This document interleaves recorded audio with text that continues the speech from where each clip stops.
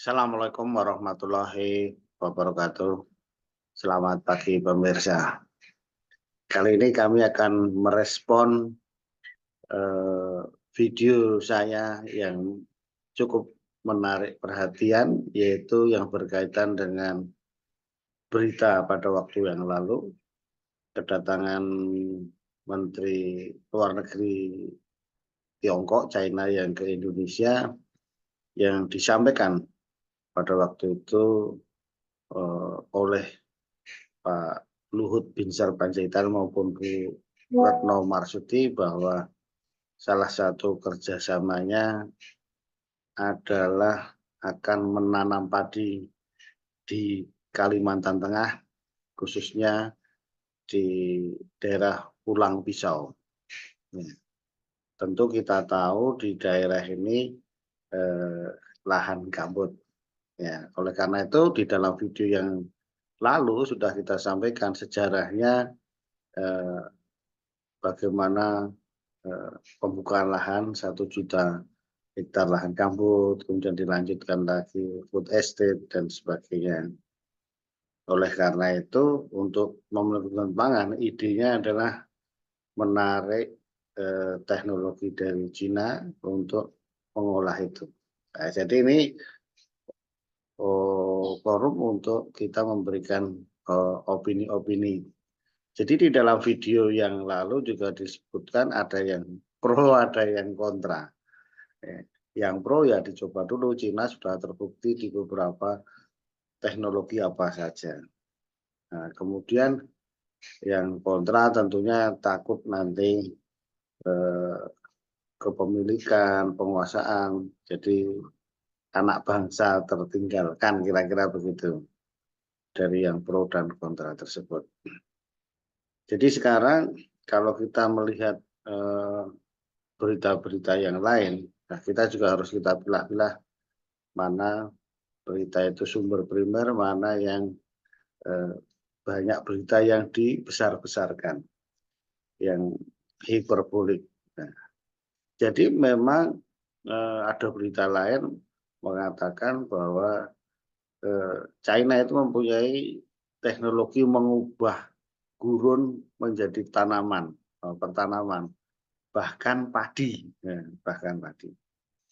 Oleh karena itu dapat dikatakan sudah apa namanya, terbukti teknologi Cina bisa menanam padi di lahan gurun, karena memang Cina juga mempunyai gurun yang sangat luas, gurun Gobi contohnya, ya kan. Kemudian daerah yang tengah itu dari ujungnya barat Xinjiang sampai apa juga kebanyakan gurun. Ya.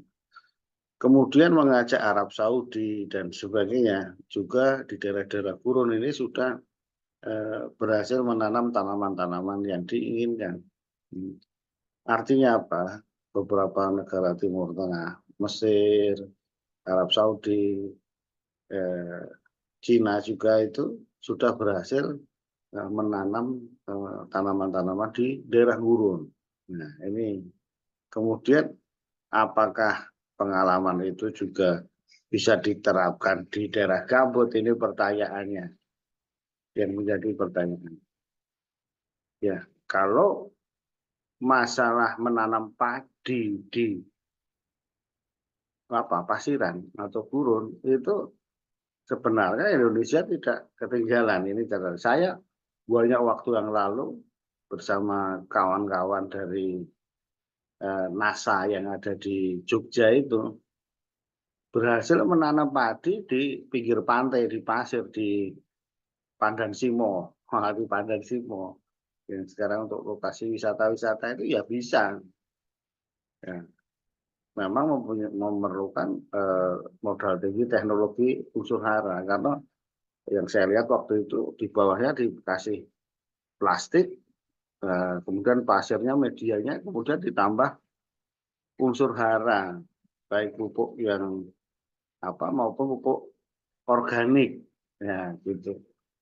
Ya karena kalau di Cina itu eh, teknologi haranya ini di daerah gurun itu untuk apa menambah kesuburannya, memelihara ayam yang ribuan maupun jutaan hewan ternak supaya apa? Kotorannya nanti mau menyuburkan lahan itu. Ini salah satu contoh teknologinya. Kemudian teknologi apanya? Airnya ya sangat efisien, drip irrigation contohnya.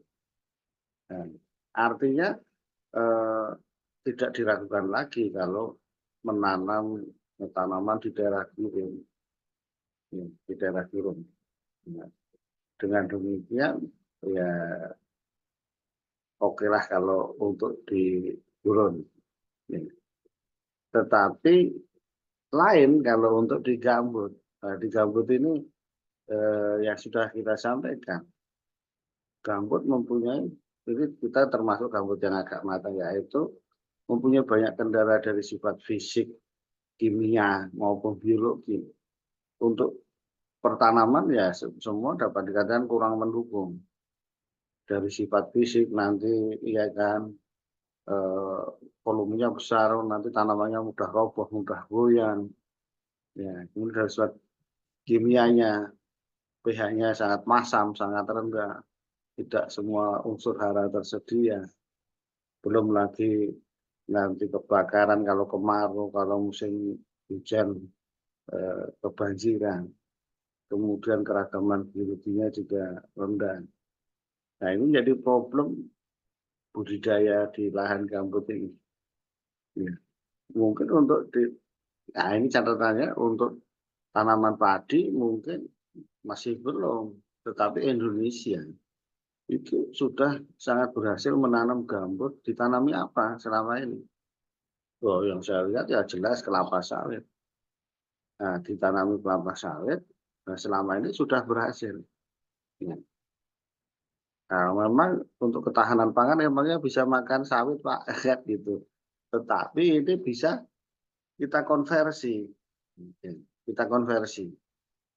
Nah, jadi, nah, jadi kita tidak harus langsung. Makanya di negara-negara Afrika di Timur Tengah itu juga tidak bisa menanam padi, tapi kan karena kaya, karena dia punya minyak, jual minyak, beli beras, kan begitu, beli gandum, beli yang lain-lain. Ya, ya kalau sulit ini ya harus yang ini, maksudnya gitu. Karena kalau Indonesia sudah sukses tanam kelapa sawit di lahan gambut, teknologinya ada. Ya. Baru nanti dijual, ditukar beli beras, gitu, atau makanan lain diversifikasi dan sebagainya.